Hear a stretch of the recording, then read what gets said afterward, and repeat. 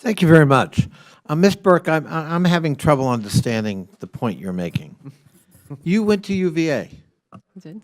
As did my daughter. So UVA was constantly singled out for defrauding students, for false advertising, for doctoring documents, for lying to the federal government about financing and other methods. Is that correct? Is that Not that I'm aware of. No, not that you're aware of. But the institutions we're talking about most certainly have been accused of all of that, and yet you, in answer to Ms. Fox, want us to believe there's a false equivalence. They ought to all be treated the same.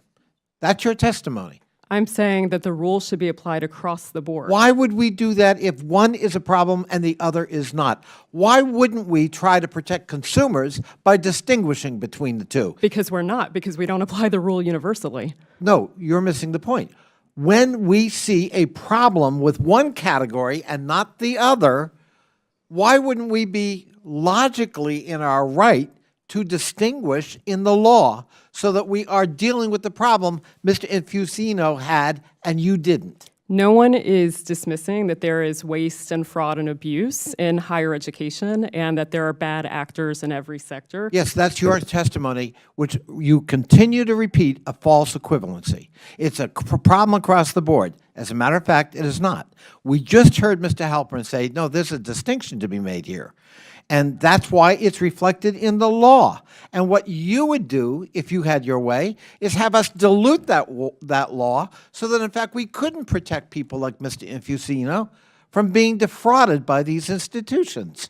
If I had my way, I would cut out the federal subsidies altogether to actually drive down costs and fix a lot of these broader systemic issues. Yes, and I wanted to go on to that too. If you had your way, if I understood you correctly in response to Ms. Miller, you'd cap or actually reduce or eliminate student loans. Yes. Huh.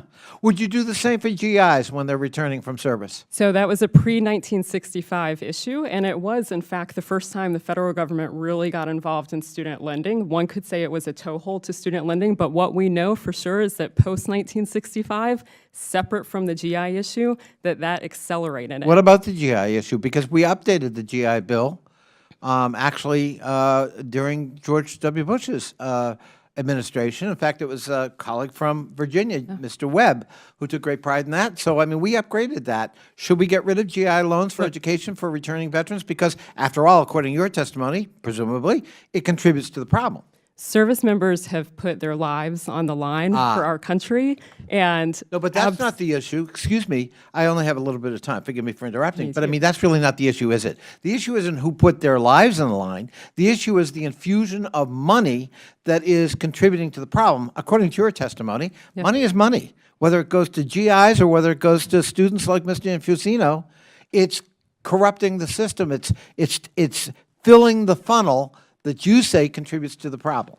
The problem is exceeds any sort of targeted option for our service members where there is a national security rationale for the federal government being involved. Well, we spend more than $100 billion a year on these federal subsidies, and that's driving the higher education costs. Are you at all familiar with how institutions game the system at the expense of returning veterans? I mean, my Lord, if you want to look at that problem, I mean, it's hardly problem-free. They exploit veterans all the time. I could give you, in my own experience, a gazillion examples. I have to deal with it in terms of my constituents. Mr. Mondale, you're shaking your head yes. Oh, yes. I mean, in 2012, state attorneys general settled with what's called a lead generator that was essentially lying to students and saying, here, the GIBill.com, come to these. And the only options it gave students were for-profit schools because it was employed by for-profit schools to do that. That's right. Mr. Halpern, you are also shaking your head yes. After they shut that down, I pointed out, I testified at the FTC, that Army.com was still running. That Army.com, no matter what you said you wanted to do with your life, they said, Grantham University is the right school for you. That was a for-profit school. Army.com was owned by a fraudulent lead generator that eventually the FTC did shut down, and many more. All over the web, there's websites that say, do you want home heating assistance? Do you want a job? Do you want food stamps? And all they are is a way to get you on the phone with a recruiter for a for-profit college. So, Mr. Chairman, my time is up. Ms. Fox, when she began her questioning, actually characterized Democrats' motive in today's hearing. Let me return the favor.